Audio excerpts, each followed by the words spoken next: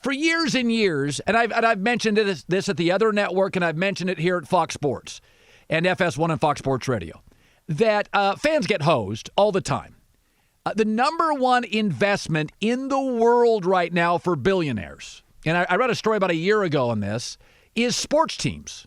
English Premier League soccer teams, your Real Madrids, your NFL teams, your baseball teams, your NBA team. That's where rich guys, they want to get into those clubs. They all want to get in. Why?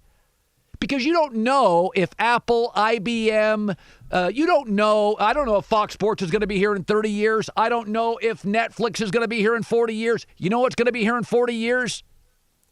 The Raiders, the Yankees, the Red Sox, the Celtics, the Lakers, the Cowboys, the Philadelphia Eagles. Those grow forever, exponentially. And they're entertainment.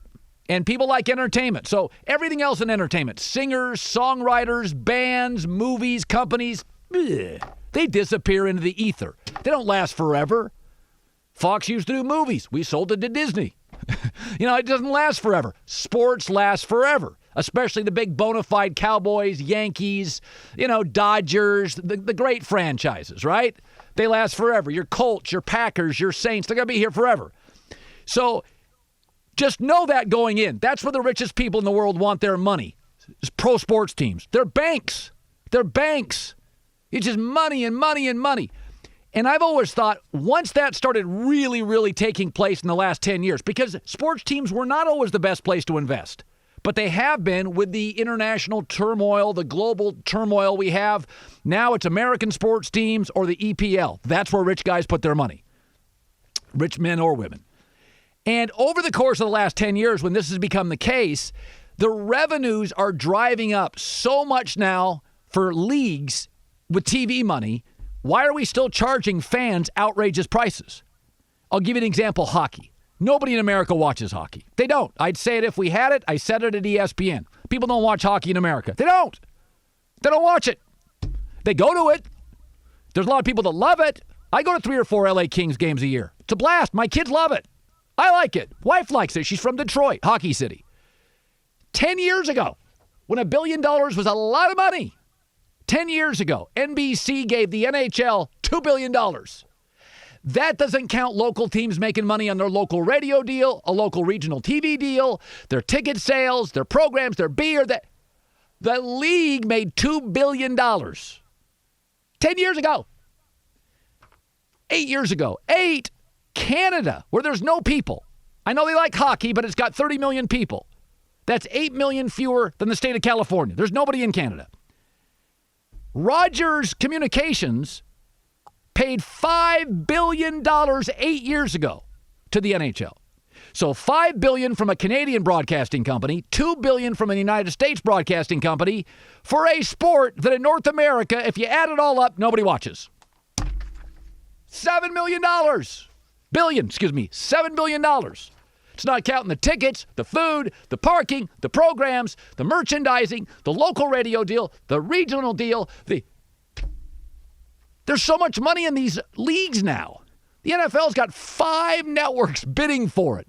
Disney wants it. Fox wants it. CBS wants it. Amazon could want it. We don't even know if Apple and Amazon and these companies are coming after it.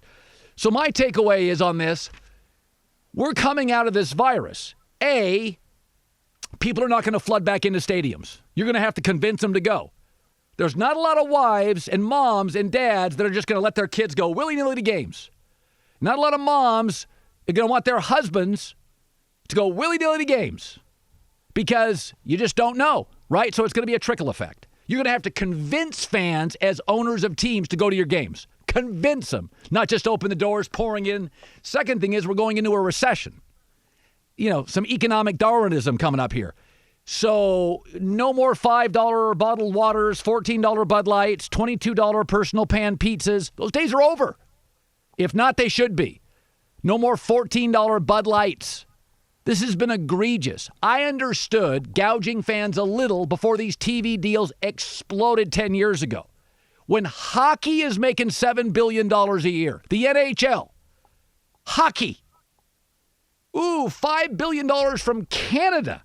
They got 30 million people. It's not as big as one of our states. So this is going to create I believe a more efficient sports America and a more realistic and a more fair version for fans. You're not going to be able to charge people over the next 2 to 3 to 4 years $15 for a beer, $52 to park, $6 for a water, $22 for a personal pan pizza. You better have discounts. You got enough money. This is the world's best place to invest. All these leagues now are only billionaires. It is time the scales tipped back toward fans. You're going to have to convince them to come and coax them to come.